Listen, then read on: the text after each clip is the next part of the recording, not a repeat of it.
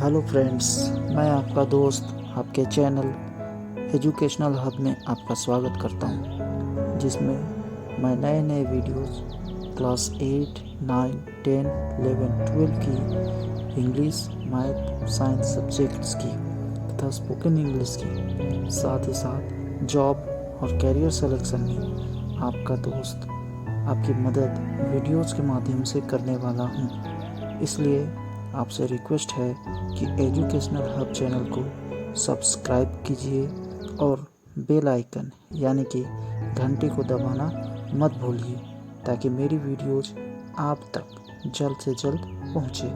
तो चलिए टॉपिक पर बात करते हैं, और आज का टॉपिक है आफ्टर मैट्रिक प्रोफेशनल एजुकेशन। अब आप लोग में से बहुत सारे स्टूडेंट्स के ये दिमाग में ये ख्याल आया होगा कि भैया ये प्रोफेशनल एजुकेशन है क्या। तो आइए मैं इसको और भी ज़्यादा जाहिर करूं कि प्रोफेशनल एजुकेशन वो एजुकेशन है जो कि स्टूडेंट्स को कमाई यानी कि नौकरी करने के लायक बनाए, और उसे प्रोफेशनल एजुकेशन इसीलिए कहा जाता है। शिक्षा के क्षेत्र में इसे जोड़ने का प्रयास 1964 में कोठारी आयोग ने किया था। इस आयोग ने तो मिडिल स्कूल एजुकेशन के कमर्शियलाइजेशन यानी व्यवसायीकरण का सुझाव दिया था। जनरली एजुकेशन यानी शिक्षा को व्यवसाय के साथ जोड़ना ही प्रोफेशनल यानी व्यवसायिक शिक्षा कहलाती है, लेकिन इसका अर्थ इससे और भी ज़्यादा है।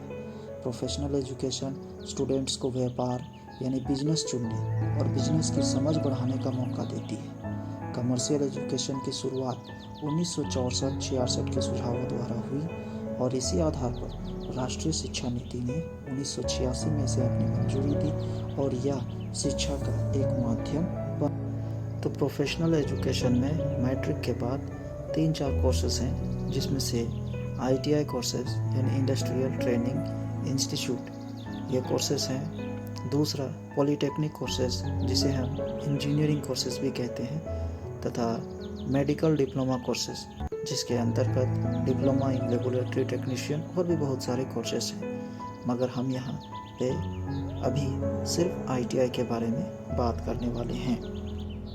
ITI एक इंडस्ट्रियल कोर्स है जिसका पूरा नाम है इंडस्ट्रियल ट्रेनिंग इंस्टीट्यूट। यह 10वीं से लेकर 12वीं यानी क्लास 12 के स्टूडेंट्स के लिए बनाया गया है। इस कोर्स की खासियत यह है कि इसमें स्टूडेंट्स को इंडस्ट्री लेवल पर काम करने के लिए तैयार किया जाता है, ताकि स्टूडेंट्स एक अच्छी जॉब पा सकें और उनका फ्यूचर ठीक हो पाए। अब आगे बढ़ते हैं एडमिशन प्रोसेस के बारे में। तो प्रत्येक राज्य में directorate of employment and training ITI course के लिए एडमिशन प्रक्रिया आयोजित करता है। आमतौर से इसके लिए कोई भी प्रवेश प्रक्रिया होती रहती है और हर साल होती है, और साधारणतः यह जून के महीने में ही होती है। ITI में एडमिशन के लिए कोई एंट्रेंस टेस्ट नहीं होता। स्टूडेंट्स को ITI में एडमिशन के लिए ITI की ऑफिशियल वेबसाइट पर आवेदन करना होता है, तथा योग्यता और मेरिट के आधार पर स्टूडेंट्स का चयन होता है। अब हम सिलेबस के बारे में बात करते हैं। तो इसके अंतर्गत जनरली 5 सब्जेक्ट्स आते हैं, जिनमें पहला है प्रोफेशनल स्किल यानी व्यवसायिक कौशल, जिसे हम ट्रेड प्रैक्टिकल के नाम से भी जानते हैं। दूसरा सब्जेक्ट है प्रोफेशनली नॉलेज, जिसे हम व्यवसायिक ज्ञान कहते हैं, और एक आम भाषा में ट्रेड थ्योरी भी कहा जाता है। तीसरा सब्जेक्ट है works of science and calculation. चौथा सब्जेक्ट है इंजीनियरिंग ड्राइंग, और last but not the least है 5वां सब्जेक्ट एम्प्लॉय एबिलिटी स्किल यानी रोजगार कौशल। ITI कोर्सेज में बहुत सारे ट्रेड्स हैं। टोटल 130 टेक्निकल ट्रेड आते हैं, जिसमें से 80 इंजीनियरिंग ट्रेड हैं और 50 नॉन इंजीनियरिंग ट्रेड हैं। यहाँ हम कुछ खास और कुछ पॉपुलर ट्रेड्स के बारे में डिस्कस करेंगे। जनरली ITI का जो ड्यूरेशन होता है वो 2 सालों का होता है, लेकिन कुछ एक ट्रेड्स में ये 1 साल का भी हो सकता है। इसमें से हम जो डिस्कस करने वाले हैं, जो पॉपुलर ट्रेड हैं, वो है fitter trade, electrician trade, welder trade, diesel mechanic trade, machinist trade और plumber trade.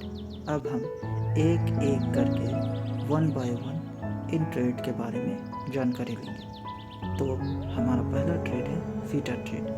Fitter trade mechanical engineering से जुड़ा हुआ कोर्स है, जो कि कैपिटल गुड्स और मैन्युफैक्चरिंग सेक्टर के अंतर्गत आता है।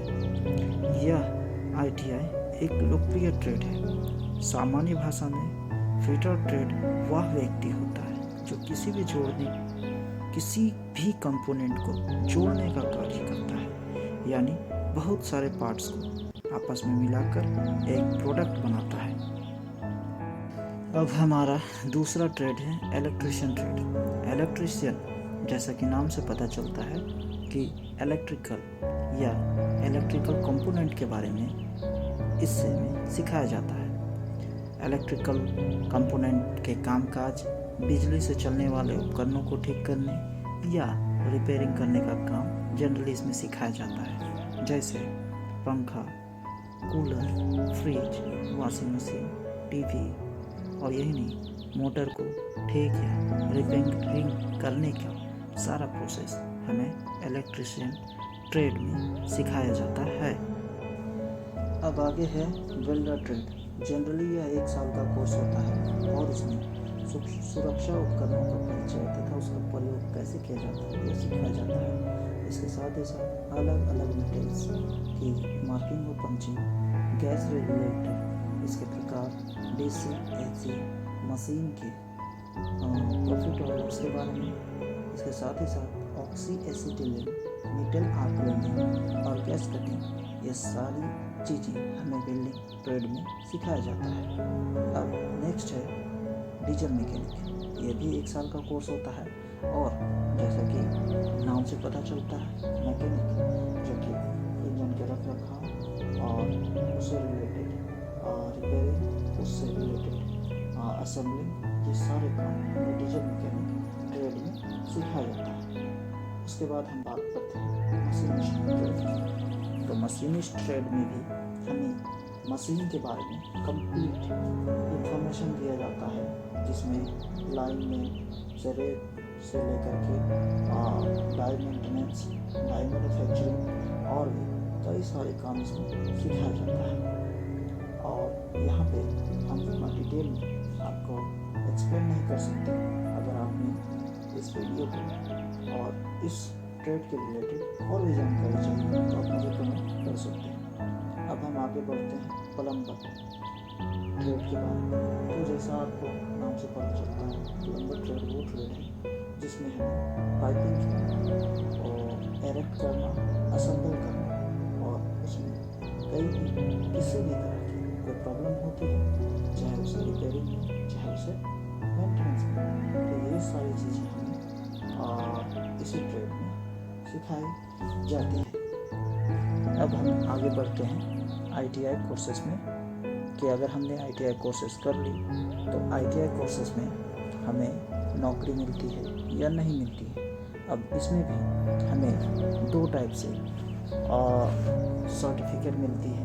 एक है SCVT यानी state council for vocational training और दूसरा होता है NCVT यानी national council for vocational training. तो किसी इंस्टीट्यूट में एक state council for vocational training की पढ़ाई होती है, तो किसी में दोनों की होती है। तो स्टूडेंट्स को चाहिए ही कि जहाँ पे SCVT सर्टिफिकेट अप्लाई होता है वहाँ ज़्यादा प्रीफर ना करके MCVT में करें, क्योंकि MCVT इंस्टीट्यूट में SCVT सर्टिफिकेट मिलती है और NCVT भी सर्टिफिकेट हमें मिलती है।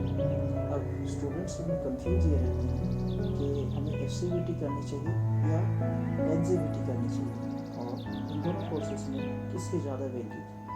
तो फ्रेंड्स, मैं आपको एक बात बता दूँ कि SCVT जो होती है वो राज्य सरकार के अंदर आती है और एक राज्य के अंदर यानी जिस पर्टिकुलर राज्य के अंदर हम यहाँ ये कोर्सेज सीखते हैं हम सिर्फ उसी में अप्लाई कर सकते हैं।